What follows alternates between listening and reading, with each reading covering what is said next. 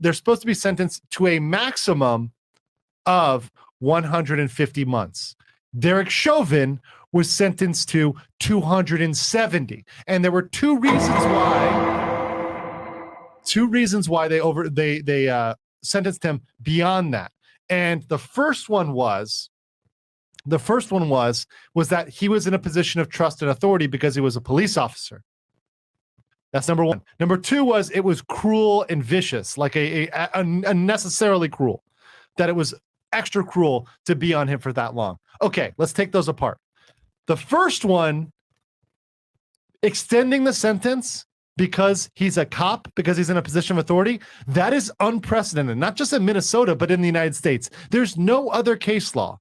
There's no other cases that have extended a sentence simply because somebody is a cop and using that factor alone. That's not enough. That's actually bad. That's a real bad reason. Yeah. That's really problematic. And hopefully they actually, in this one, they can throw out that first one and say, hey, the judge screwed up on the first one.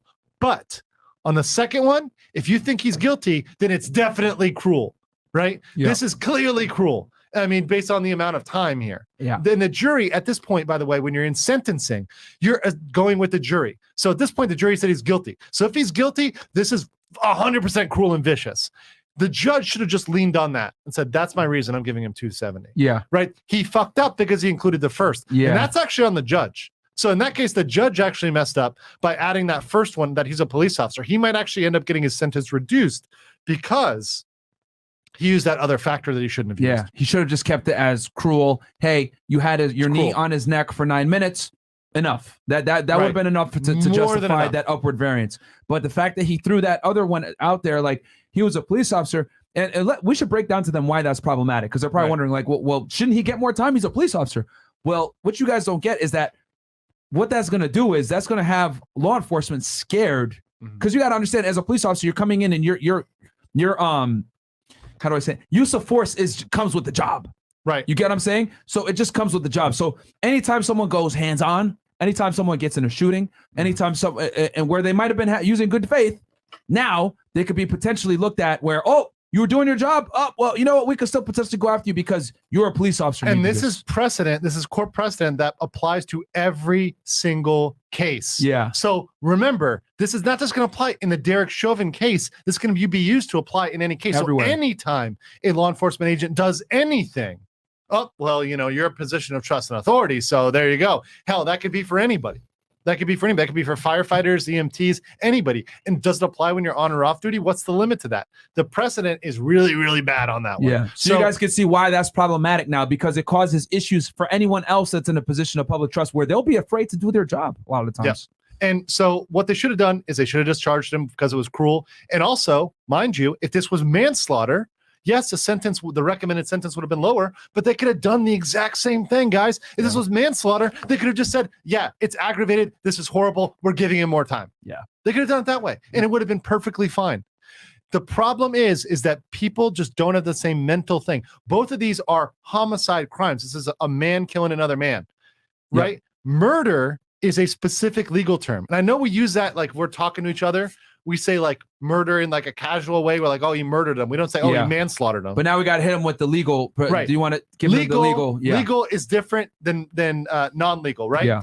When we say murder, we sometimes say murder whether or not the person intended it or not. Yeah. You know, but murder requires that, once again, the mens rea, the state of mind, right? It's so important, that state guys. of mind that's saying, I am going to kill this person, or I know what I'm doing can kill this person. I know that what I'm doing can kill this person. Shooting a gun into a crowd, you know that can potentially kill somebody. Yeah.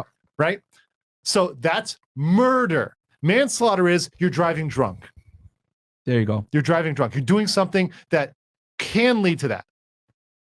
And so that's the big difference there. Yeah. It's not directly foreseeable, so to say. You know what I'm saying? But like I said before, guys, the mens rea, that's very important. Okay. That's a term that not enough people throw out there. I haven't heard that in a minute. But guys, you have to be in that criminal state of mind where I'm robbing this person. I got my gun. I'm willing to use it. You know, and if I shoot and kill him, like, it's foreseeable. Makes sense. And some people say handcuff. That doesn't change the state of mind. Once again, you still need a state of mind, regardless of the facts. Like that's something that is hard to understand for murder. Murder needs intent. Intent is a state of mind of the person committing the crime. Yeah. So regardless of the facts of the person who it's being committed upon, That's irrelevant to whether or not it's murder legally.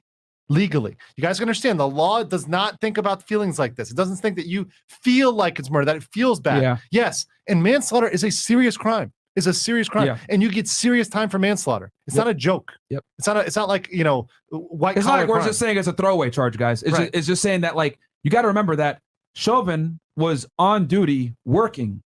So he has the defense right there that I'm in uniform, I'm working. Like, what are you talking? I'm not trying to kill nobody. Yeah. So right there defeats the mens rea argument that they could say that he had the criminal intent to kill. No, he didn't, bro. He had him handcuffed. It's a part. Had the guy in custody. They were trying to arrest him. And he has the defense that, hey, I was not in a criminal state of mind while I was trying to kill him. And by the way, people saying he had intent, guys, gotta understand. But you guys can think he had intent, but at trial they never proved intent. They at trial, guys. Listen. However you guys feel about it, because you can think that, and guess what? That could even be true. However, the prosecutors never proved intent at trial. Never. I watched the entire trial. I covered it. I have videos on it. Check out my videos on George Floyd. There's a lawyer, guys. Right? They never proved intent. It wasn't in their closing. They never proved it because they went with the felony murder with assault as the predicate charge. That does not require intent. They never proved intent. That's the issue. Guys, now I know this is tough for some of y'all to hear. Just trying to teach you the law, guys. But we're trying to teach you guys, hey, the law doesn't care about your feelings, guys. You know what I'm saying?